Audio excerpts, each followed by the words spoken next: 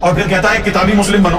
اب میرا سوال یہ ہے کہ اسلام میں پہلی کتاب حضور کے وصال کے 150 سال بعد آئی، وہ جو 150 سال میں مسلمان گزرے تھے کیا وہ کتابی مسلم تھے؟ وہ تو کافر کی موت مر گئے۔ نبی کریم صلی اللہ علیہ وسلم کے وصال سے پہلے جتنے صحابہ کرام تھے کیا وہ کتابی مسلم تھے؟ قرآن کو تو کتاب کی صورت ہی حاصل نہیں تھی، کبھی گھٹا گیا قرآن کو۔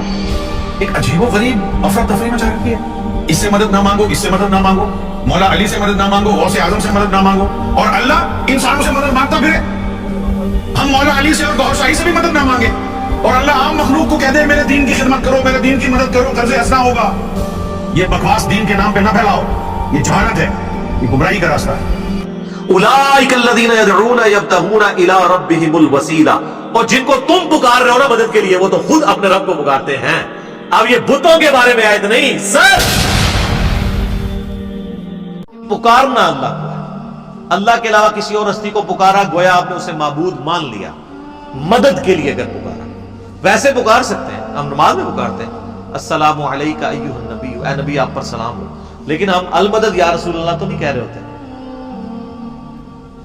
مدد کے لیے پکارنا منع ہے، صرف پکارنے میں کوئی حرج نہیں، مدد کے لیے پکارنا وہ قرآن پاک میں آ گیا۔ اللہ بتاؤ تو کون مصیبت اور اضطراب میں گھرے ہوئے شخص کی تکلیف کو دور کرتا ہے، فریاد کو سنتا ہے اور اس سے تکلیف دور کر دیتا ہے، اور تمہیں زمین پر اگلوں کا خلیفہ کرتا ہے؟ کیا اللہ کے ساتھ کوئی اور معبود بھی ہے؟